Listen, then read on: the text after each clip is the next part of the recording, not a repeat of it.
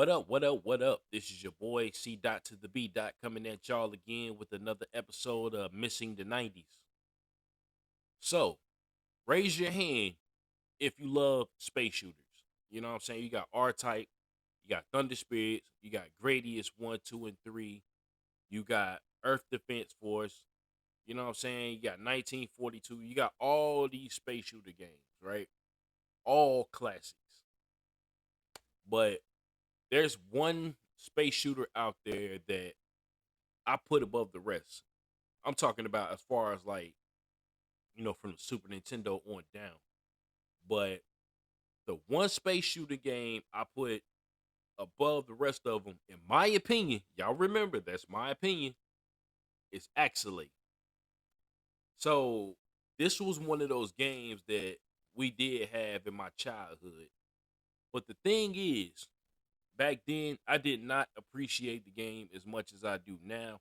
And I kind of regret it because back then I'm pretty sure you could pick the game up for a couple of dollars. It was just one of those games. But now this game goes for about 100 or something. You know what I'm saying? One something. Hopefully the price came down on it, but it was a while ago when I looked. You know what I'm saying? So yeah, the game is not cheap at all. It'll definitely cost you an arm and a leg to get it. So I managed to get lucky and I did snag a copy of the game, but it was nowhere near for that price. Um it's just one of those things where back in the day it's like you didn't really play it like that, but then it pops in your head later on and you wish you did because it turned out that the game was really dope.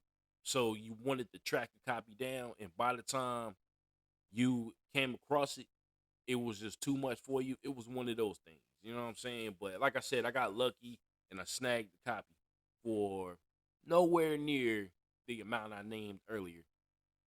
Um, the game is dope.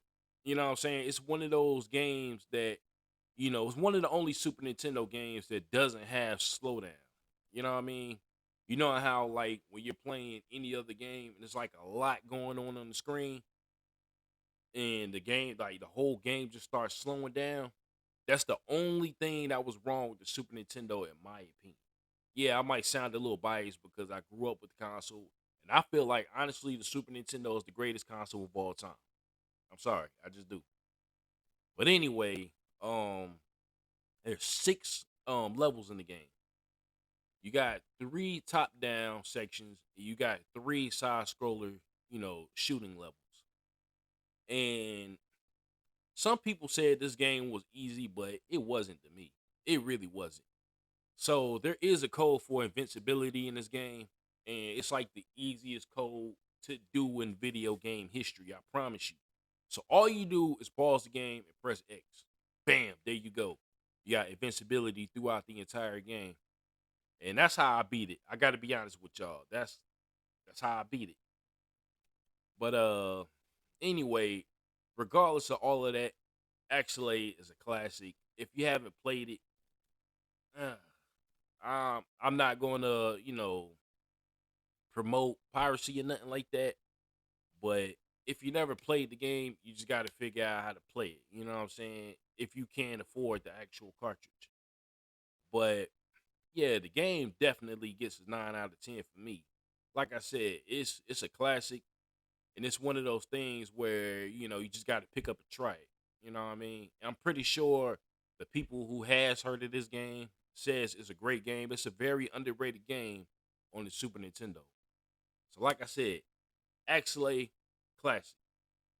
All right, and I will be back here with you guys later on to do another movie review. We're gonna be talking about Balto today, so definitely, definitely, definitely stay tuned for that. I will see you then. All right, peace.